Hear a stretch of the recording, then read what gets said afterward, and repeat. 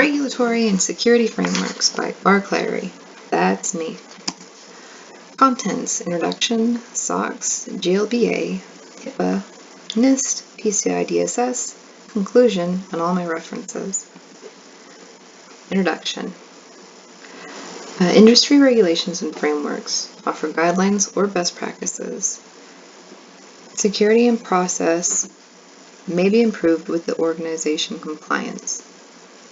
Regulations provide a framework mandated by state or federal entities, and there is a standard for every industry. SOX, the Sarbanes-Oxley Act, put into effect in 2002, was the result of scandals such as Enron. The main purpose is intended to protect investors, the public, and a company's workforce through implementation of auditing, accountability, reporting, and internal control regulatory requirements. And who must comply? Publicly traded companies, and there are also some private and non-profit organizations as well. Some of the key features include Section 302, the corporate responsibility for financial reports. This is the CEO and CFO must examine and improve reports to prevent misrepresentation. Also avoids the possibility of altered or distorted financial reports. Section 404, that's the management assessment of internal controls. That's the important part, as companies must provide internal accounting for control details, and the reports must be submitted annually to the Securities and Exchange Commission. And these sections are really broad and ambiguous. Information security is not addressed explicitly in the SOX Act. That means the types of internal controls for InfoSec and everything like that is not included. The integrity and accounting of data does depend on the technological controls within information systems. And information systems would be unreliable if information security control is mismanaged. The GLBA, the Graham-Leach-Bliley Act, enacted in 1999. The law regulating financial institutions' use of information collected from customers is also known as the Financial Modernization Act, and it must also inform customers of how information is shared. Financial institutions that are complicit include banks, insurance companies, and investment dealers. Also, anyone giving out financial advice. And some of the key features include the financial privacy rule, the safeguards rule, which is important for InfoSec, and pretexting provisions rule. Importance to InfoSec: confidentiality of customer information is to protect the customer information from unauthorized access. Notify users on how information is being used, and all the risk management practices. HIPAA, the Health Insurance Portability and Accountability Act of 1996, was created to allow workers to be provided with the same healthcare rights when switching between jobs. But it evolved to include information security of personal identifiable information. And complicit organizations include all healthcare organizations, including plans, clearinghouses, providers, also Medicare prescription drug discount providers. Any organization that stores or uses protected health information would need to be complicit with HIPAA. Some of the security features include the security rule, which is the technical safeguards, and the privacy rule, which covers physical security standards. Businesses associated with healthcare organizations must also be compliant. For instance, IT support, external IT support, or repair services for devices, they all have to be HIPAA compliant.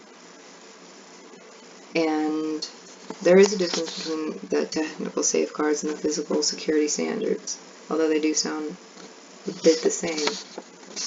For instance, the privacy rule sets the standards for, among other things, who is allowed to have access to FI, and while the security rule sets the regulations for ensuring that only those who should have access to e-fi will actually have access. And again, security rule provides administrative regulations, while the regulations regarding file storage and transmission. There's the two different kind of regulations, required or addressable, but there must be a justifiable reason not to implement addressable regulations. An example is my friend works at a chiropractic clinic and they do not use mobile devices for the storage, transmission, or access of any customer e-fi. Therefore, they would not need to implement the addressable regulations concerning mobile devices. Okay, and then there's NIST, National Institute of Standards and Technology. It provides guidance for agencies to comply with the Federal Information Security Management Act, and also created the Federal Information Processing Standards, FIPS. And complicit agencies include federal agencies, suppliers to federal agencies, and contractors to federal agencies. Everyone else can still use the standards, but doesn't necessarily mean that they are forced to comply, such as indicated in DFARS. And there are different documents for specific applications of NIST standards. For example, 171, that's the one that DFARS requires that federal agencies and contractors or suppliers must comply with in order for unclassified information data systems. And then there's 5.3, which is the security controls for federal information systems, 37 for the monitoring and risk management, and 137 for automated monitoring. And then there is also the cybersecurity framework, which is quite popular, and obviously with identify, protect, detect, respond, and recover. And as I said before, it can also be used with any industry organization, no matter what the size is. The guidelines are cost effective, they are incredibly flexible, but they are absolutely needed for working with government agencies, or if you are in fact a government agency. PCI DSS, that's the Payment Card Industry Data Security Standard. It was created in 2006 to mitigate the theft of data, and it was adopted by major card companies for self-protection.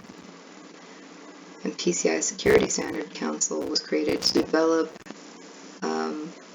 better PCI standards. Any merchant that accepts card payments, card readers, or online applications must comply. And there's actually a broad area of industries that have to be complicit with this. Key features. The requirements of PCI compliance is dependent on the volume of transactions. There are merchant levels 1 through 4. There's 4 different merchant levels. Level 1 includes any company that completes over 6 million transactions, and level 4 with less than 20,000 transactions. The more transactions, it appears that the more complicated compliance activities become. The importance to InfoSec. Credit card and transaction information is a huge target for attackers. There are many facets that have to be covered. For instance, every ATM, every card reader, every phone application or online website has to be covered. There's huge physical security attacks and risks, and some of them include skimming, hidden camera assisted shoulder surfing, and also war driving was a big issue, especially with the TJ Maxx. And all data has to be monitored through the entire life cycle. There are many other compliance frameworks available. As was stated, there are many industries, and each industry has their own compliance framework. Application of recommendations can strengthen an organization, and compliance is an ongoing process due to the advancements in technology and the presence of ongoing threats. And here are my references, and thank you very much for sitting through my presentation. Have a good day.